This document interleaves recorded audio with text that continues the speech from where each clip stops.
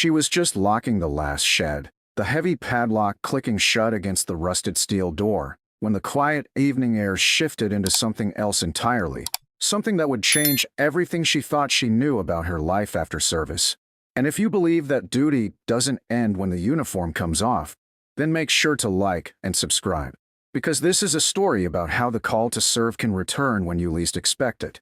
Emily Pike was 28 years old, standing in the gravel lot of a small-town storage facility, her hair tied back in a loose bun, her hands rough from long days of work that seemed simple enough, sweeping out sheds, organizing units, taking payments from locals who kept old couches and boxes of forgotten memories tucked away inside the corrugated metal walls. But beneath her plain uniform polo and the name tag that simply read Emily, there was more than anyone around her ever guessed. To them, she was just another young woman trying to make ends meet. Maybe someone who hadn't figured out her path yet. But the truth was that Emily had already lived a life most of them could never imagine. She had enlisted right after college, gone into the Army at 22, spent years as a signals specialist overseas, working nights stringing communications lines through sandstorms and dust, ensuring voices could carry through chaos, ensuring orders could reach soldiers who needed them most. By the time she left active duty at 26, her chest held more weight than her small frame let on. Not medals or rank, but the memories of what it meant to keep people alive when silence could kill. Still, after separation, she'd told herself she was done with that world, that she could hang up Echo Pike, her old call sign, and just be Emily again, an ordinary civilian. But on that night, as the sun sank behind the ridges and painted the sky in streaks of dying gold, the vibration in her pocket reminded her that ordinary would never really belong to her. She pulled her phone free, expecting maybe a text from a friend, maybe another reminder from her landlord about the leaky faucet she kept forgetting to fix. But instead the screen glowed with 4 words that snapped her heart into a rhythm she hadn't felt since the desert. Echo Pike, mobilize now. For a second she froze, the gravel crunching faintly under her boots as her breath fogged in the cooling air.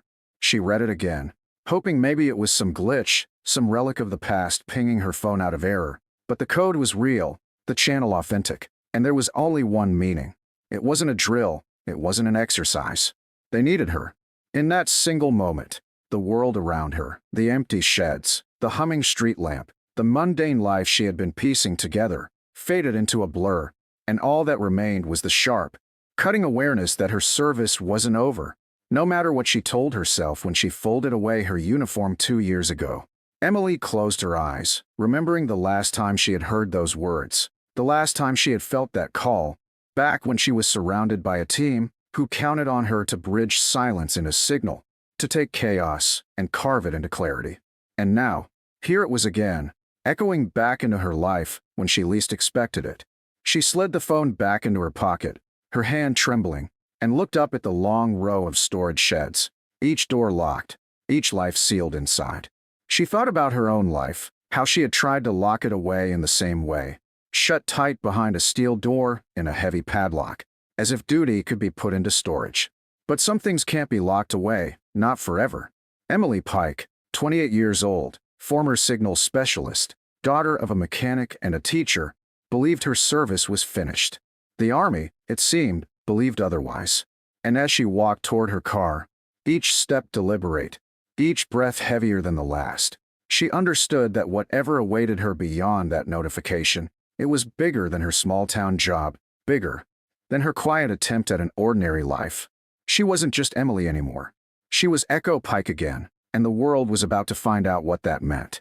Emily drove through the dim streets of her small town with her hands gripping the steering wheel tighter than she realized, the hum of the old sedan's engine filling the silence that her thoughts refused to break. And for the first time in years, she felt that sharp dual pool of fear and purpose coursing through her veins, a sensation she thought she had left behind along with her uniform. She didn't head to her apartment first, though she could have, but instinct told her she needed to go. Straight to the place where she had always kept her duffel bag, packed and pressed into the back corner of her closet beneath a stack of boxes labeled old clothes and winter gear. The bag she told herself she'd never unzip again except maybe to donate the contents someday.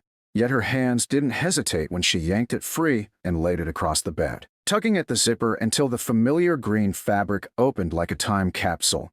Boots, fatigues, gear, everything arranged as if some hidden part of her had always known this moment might come. She stared down at the contents, the smell of old canvas and dust mixing with faint traces of sand that clung stubbornly to the fibers, and for a second she felt herself split in two.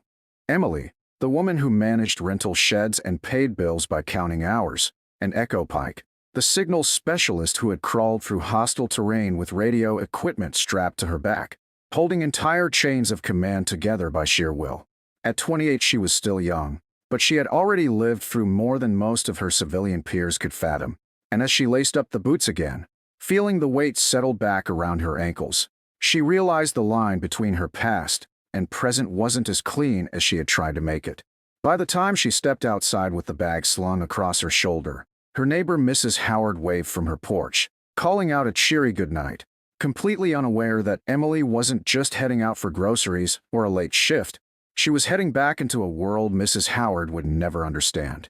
The drive to the rally point took her past familiar landmarks, the diner she used to eat at after long shifts, the church with the cracked bell that still rang on Sundays, the park where kids left their bikes on the grass without fear, and Emily wondered how many of them would ever know that the safety they took for granted rested on people like her. People who disappeared when the call came, who showed up in silence and ensured that the world didn't break apart. When she pulled into the dimly lit parking lot behind the reserve armory, she saw them, a handful of familiar faces, men and women she hadn't stood beside in nearly 2 years, but who looked at her with the same unspoken recognition that she felt. Once a soldier, always a soldier. Corporal Davis, a wiry man in his early 30s with sharp eyes that seemed to notice everything, nodded at her as she stepped out of the car, and though neither of them said it aloud, his expression carried the weight of the words she'd already read. Echo Pike, Mobilize now. She adjusted the strap on her duffel and walked toward him, their boots crunching against gravel as the others gathered close, a quiet electricity filling the space. Davis finally spoke, his voice low but firm, telling them what little he could share outside the secure room. There had been a breach, a cyber attack that wasn't just about data, but about communication lines themselves. Lines that if severed could cripple command centers and leave units blind, and the brass had pulled in not just active duty, but select reservists with skills too valuable to leave behind. Emily felt her chest tighten as he spoke, because she knew instantly why she was there. This wasn't random, wasn't chance. This was her world, her specialty, the thing she had trained for in environments where one wrong frequency could mean death. Inside the briefing room, the lights were harsh, the air metallic with the smell of coffee and stress, and the screen at the front displayed max lit with red marks where systems had gone dark. The officer at the podium explained that they were on standby for rapid deployment, not overseas this time, but stateside, protecting infrastructure, re-establishing encrypted networks that had been compromised, ensuring that military responses could still coordinate. Emily listened, her pen scratching across the notepad out of habit, though the words sank into her mind as if they were etched into her bones. She remembered nights in the desert when the only sound was static, her hands trembling as she rewired connections while artillery thumped in the distance, her teammates watching her with a trust that made her push through fear. And now, here she was, back in that role, not because she had chosen it, but because the world had reminded her that some talents, some callings, weren't optional. After the briefing, as the unit dispersed to gear up, Davis pulled her aside, his tone softer than usual. He told her he wasn't surprised she came, that he knew she would, even after years away. Emily didn't answer right away, her eyes fixed on her boots, because the truth was she had almost convinced herself not to, almost let the message fade into just another reminder of who she used to be. But something deeper had driven her here, something that made her more afraid of ignoring the call than of answering it. She thought of her father, a mechanic who always said that tools belonged to the hands that knew them best, not to gather dust on a shelf, and she realized that her skills were the same, meant to be used, meant to keep people safe. As the night stretched into dawn, Emily found herself sitting with her team, laughter mixing with tension as they shared old stories, the kind of humor only soldiers could find in the middle of fear, and she felt that old bond knitting itself back together. that unshakable trust that civilians rarely understood. She wasn't just Emily the storage worker anymore. She was Echo Pike again, part of something larger, and though the path ahead was uncertain, though deployment loomed like a storm she couldn't see the edge of, she felt a clarity she hadn't felt in years. The world had called her back, and she had answered. Not because she wanted to be a hero, not because she had something to prove, but because when the signal fails and silence threatens to consume everything, someone has to stand there and make sure the voices get through. And that someone, once again, was her. The deployment orders came at sunrise, the pale lights spilling over the armory as if to remind them that the world outside still spun, still carried on with its quiet routines while inside. Emily and her team shouldered the weight of responsibilities no one else could see.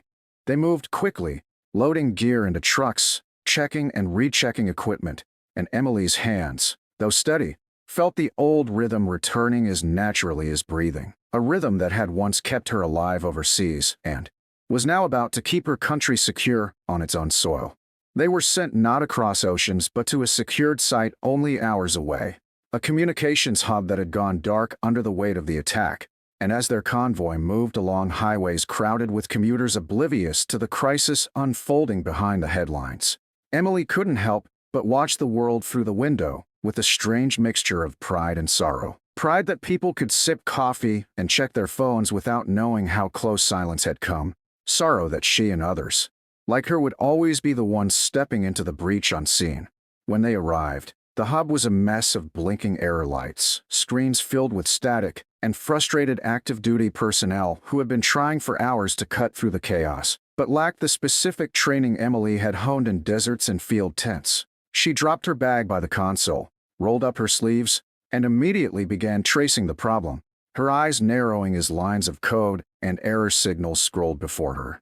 It wasn't glamorous work, no firefights, no dramatic standoffs, but it was the kind of invisible battle that decided whether troops in the field received the orders they needed or were left blind in silence, and Emily attacked it with a precision that left the room in hushed focus.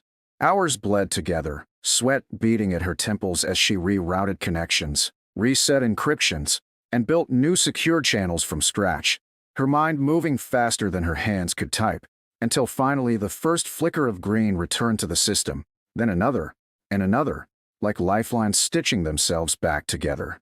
The moment the comms clicked back online, voices began to pour through the headsets, commanders confirming positions, units receiving long-delayed updates, and Emily leaned back, exhaustion crashing into her bones, but beneath it, an overwhelming wave of relief.